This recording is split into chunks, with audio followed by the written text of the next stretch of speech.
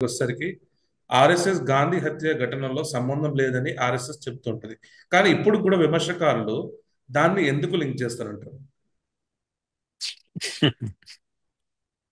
ఆ, ఎందుకు ఆ విధంగా అంటే నెహ్రూ పాలిటిక్స్ అలాంటివి.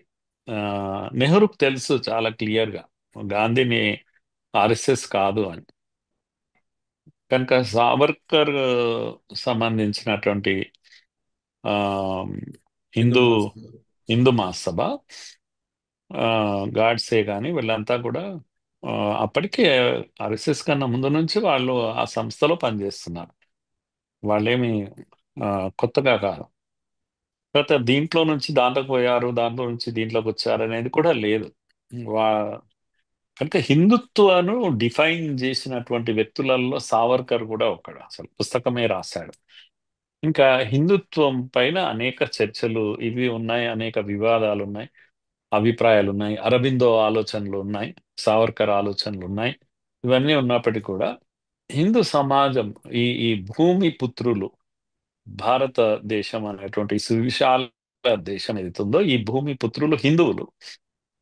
కనుక హిందువులు అనేవాళ్ళు ఒక్కటిగా ఉండాలి అనేది డాక్టర్ యొక్క సంకల్పం. కనుక 1925లో వారు ఆర్ఎస్ఎస్ ను స్థాపించారు.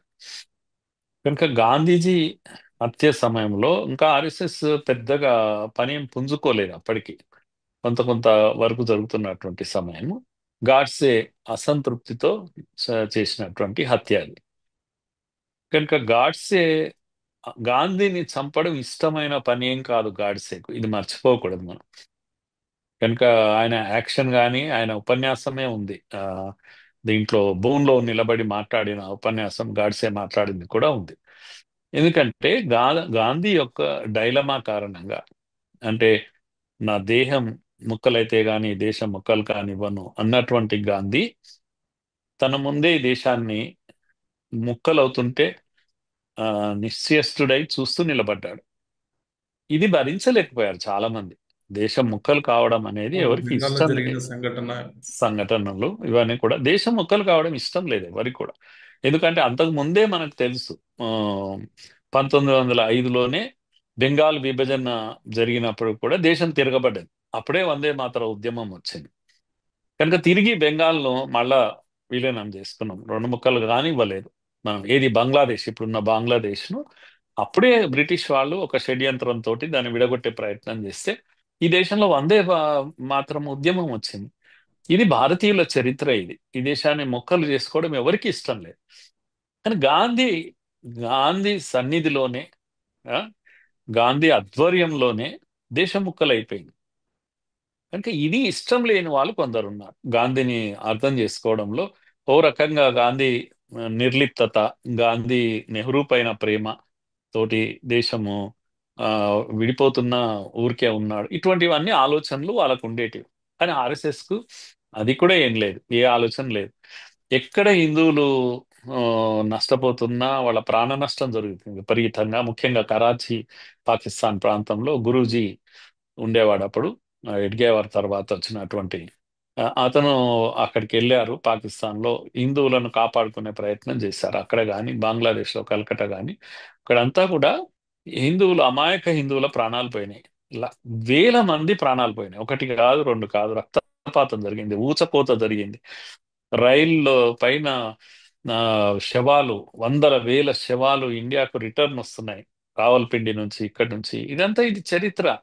జస్ట్ 15 రోజుల ముందు, 15th ఆగస్టు ముందు 15 రోజుల స్టోరీ చదివితే ఈచ్ డే ఏమేం జరిగింది అనేది ఒక పెద్ద చరిత్ర. దీన్ని భరించలేక నీ కారణంగానే జరిగింది అనేటువంటి దీంతో గాడ్సే చేసినటువంటి హత్య. కనుక గాడ్సే ఆర్ఎస్ఎస్ కాదు అనేది ప్రపంచానికి తెలిసినటువంటి విషయం. కనుక తర్వాత కోర్టులో అదే ప్రూవ్ అయింది. ఆ ఆర్ఎస్ఎస్ కి ఇది ఎలాంటి సంబంధం లేదనేది కోర్టులు కూడా చెప్పేశాయి. కానీ ఎందుకంటే చరిత్ర చదివే ఓపిక ప్రజలకు ఉండదు కనుక మళ్ళీ మళ్ళీ అంటూ ఉంటే ఏమవుతుందంటే అదే నిజం అవుతుంది. ఒక అబద్ధాన్ని మళ్ళీ మళ్ళీ చెప్తూ ఉంటే నిజం అనుకుంటారు కనుక కాంగ్రెస్ ఈ రోజు కూడా ఆ, దాన్నే ప్రస్తావిస్తూ ఉంటుంది. సో ఆ విధంగా ఆర్ఎస్ఎస్ కి ఏ సంబంధం లేదు. అది రియలైజ్ అయినటువంటి నెహ్రూ, లేకపోతే లాల్ బహదూర్ శాస్త్రి, వీళ్ళందరూ కూడా ఆర్ఎస్ఎస్ ను ఆ, దగ్గరికి తీసుకున్నారు. ఆర్ఎస్ఎస్ యొక్క సేవలు ఉపయోగించుకున్నారు. మనందరికి తెలుసు, పరేడ్లో ఆ, యుద్ధం తర్వాత ఆ, ఢిల్లీ పరేడ్లో వాళ్ళని ఆహ్వానించారు. ఆర్ఎస్ఎస్ కవాతును ఆహ్వానించాడు నెహ్రూ. ఇవన్నీ జరిగాయి కదా, చరిత్ర కదా. కనుక ఇది 100 ఏళ్ల తర్వాత కూడా ఇంకా దాన్ని గుర్తుపెట్టుకోవడం కాదు, అది మర్చిపోవాలి. ఆర్ఎస్ఎస్ కి ఆ చరిత్ర లేదు, రక్త